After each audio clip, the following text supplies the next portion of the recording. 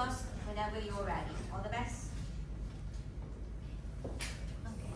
Good morning, everyone. I'm Chian. Before we start the presentation, I would like everyone to recall back your past online shopping experience and a time when you are scrolling on your phone. Have you ever purchased a product more than what you originally planned to? And sometimes might even feel like you don't really need that product. And have you ever felt like your phone really knows you? From the social media content to product recommendation. I saw someone is nodding your head, and in today's presentation, you'll get the answer.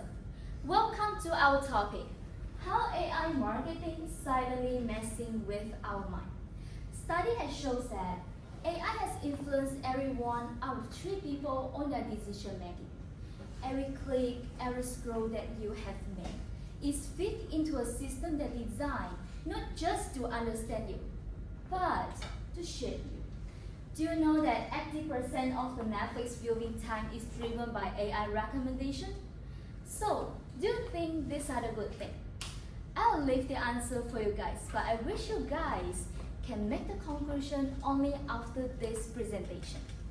In today's topic, we will explore how AI marketing target our behavior and personalize the ads, which was gradually take away our freedom of choice.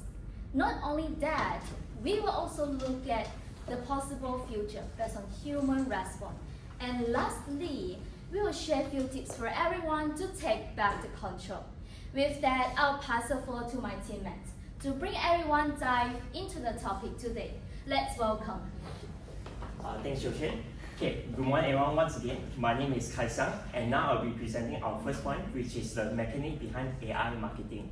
To start off, I'd like to give 3 quick scenarios. To begin, the first scenario is every time when we open our website, there's always this notification keep popping up. It's either asking us to accept or reject cookies, and for the most part, we accepted it.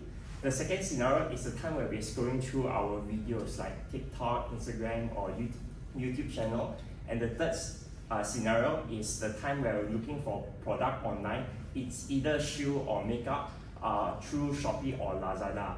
So what those 3 scenarios tell us that we are giving tiny pieces of information of ourselves to the AI. And the AI will collect this data like what we click, what we watch, or what we browse, and make them into a digital version of us to get to know more about us, more than we can know ourselves. So once the data has been collected, what the AI will do next, they will split us into categories. For example, if you're someone who really loves sneakers, or you're someone who tend to shop late at night, what the AI will do is that they will put you with the same group of people with the similar habits, behavior, and preference. So this allows the AI to send the right marketing content that they know that you guys will definitely click on it. So that's exactly how Instagram knows what type of video we love to watch. But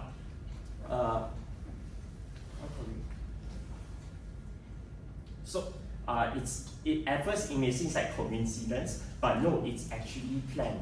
So here's a real life example. My sister is a huge Pop Mart fan, and she's always like going through online such as like Xiaohongshu or Shopee to look through what's the cheapest deal or what's the closest location to locate at.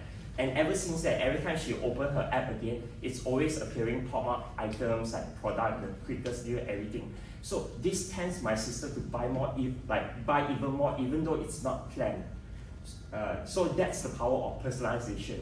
Next slide. So nowadays, AI is praised for being personalized, and for the most part, it really is. According to Forbes, 80% of the consumer are most likely buying the brand again because it's able to experience the personalization. However, here's the catch: the more we engage, the more smarter and more controlling the system will become. What starts at first seems like helpful, but it's becoming more invasive. It will start to make the choice for us before we can even make it. So if AI can influence my sister to buy Pop Mart, what else can it influence us? Maybe our opinions, maybe our healthcare, or even our relationship.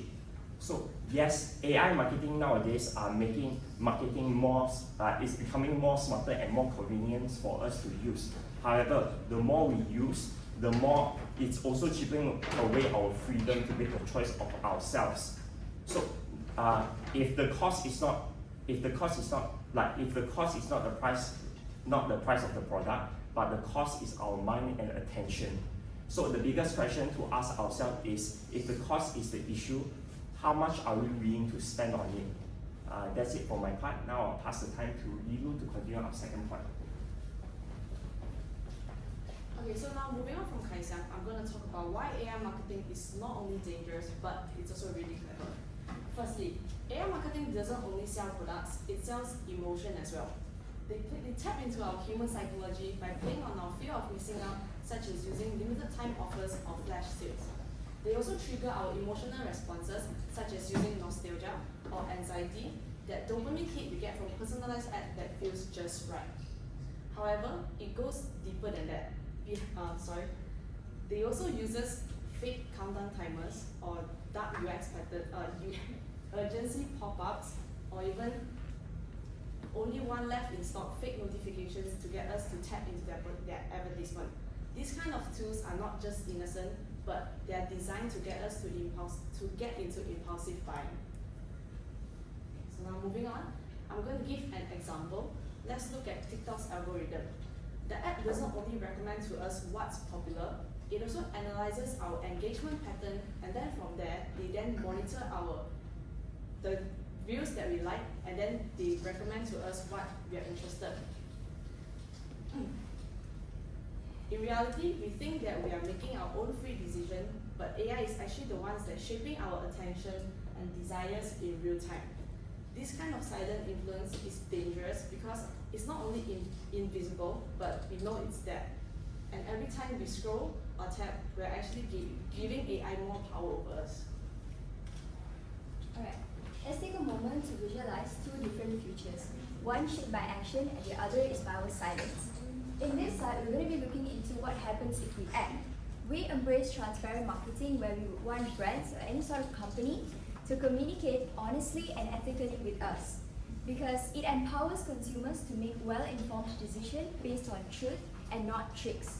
And most importantly, that it ensures that technology is being used ethically where it enhances lives rather than to just manipulate them. Because we live in a future or a world built on trust, respect, and shared responsibility.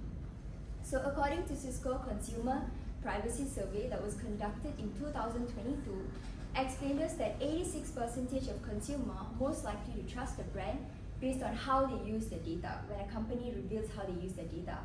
So it is evident that transparent data privacy leads to trust and loyalty. And moving forward to the next slide, explains us the consequences that we face if we chose to stay silent or if we don't act upon it. Because we allow tech and marketing to operate unchecked, leading to constant psychological manipulation where algorithms exploit our minds, emotion, and habits. Because this is not science fiction, because it's already happening in small ways. So what we do next determines whether we lean towards a future built on trust, ethics, and empowerment, or fall back into a world full of manipulation and control. So the real question here is, are we going to shape a better future for us or let it shape us? That's all from me. I'll pass it to my next point. Good, Satana. Now, I believe that you guys have paid attention to what my teammates had shared about how AI works and how AI marketing works. So now let me throw you a question. Do you think AI marketing quietly manipulates our mind without us even realizing it? Let that sink in. So we live in a dilemma where, is AI good or is AI bad? What do you think? AI is good in a business point of view, is that it helps us to understand what's consumer behavior and know when is the right time to hit the right advertisement on users' social media posts. Now, in the bad side, it takes our data without us even realizing it. So that's a dilemma. So, next slide. The solution is, how can we make a better one, and what's the solution? To educate, okay? Society, university, institution, basically everyone plays a very important role to educate each other about how AI works and how it collects our data. And it's really important for us to be conscious, okay? Now, it brings us to the second solution, which is to ignore.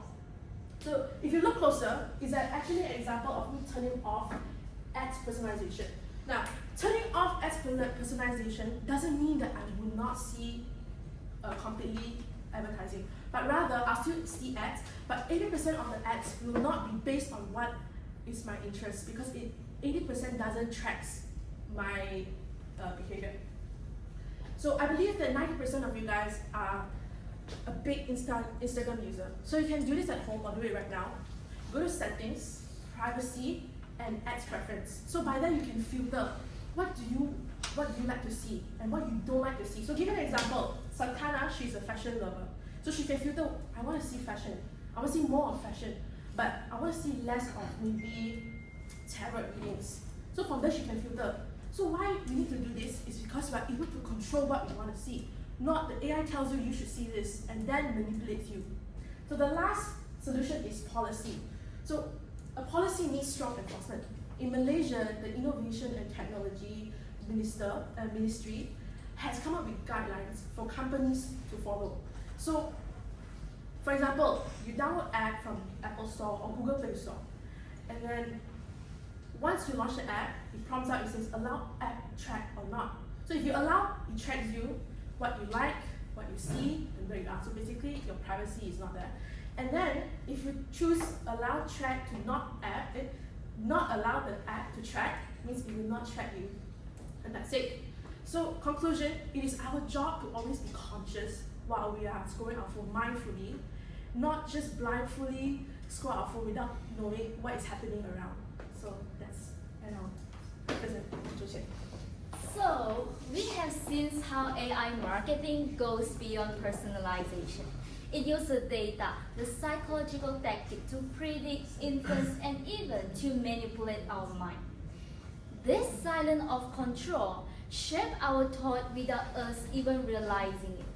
But we are not here to pursue everyone to reject AI, because I believe that everyone has already experienced how effectiveness, how usefulness, how powerful the AI brings to us. But we are here to bring awareness for everyone and to take back the control. As a customer, we should ensure that we understand how AI-driven the marketing and the steps that we could take, like to adjust our private setting and to become more conscious with our decision and behavior online. As a future marketers and business people here, we should value ethics, transparency, and responsibility, especially the freedom of choice. These steps seem small, but together, they break the circle of silent manipulation. Humans create AI, and at the end of the day, we should ensure that it serves us instead of other ways around. So, let us manipulate the AI instead of letting the AI manipulate us. And this is the end of our presentation. Thank you for your time and your attention. Thank you.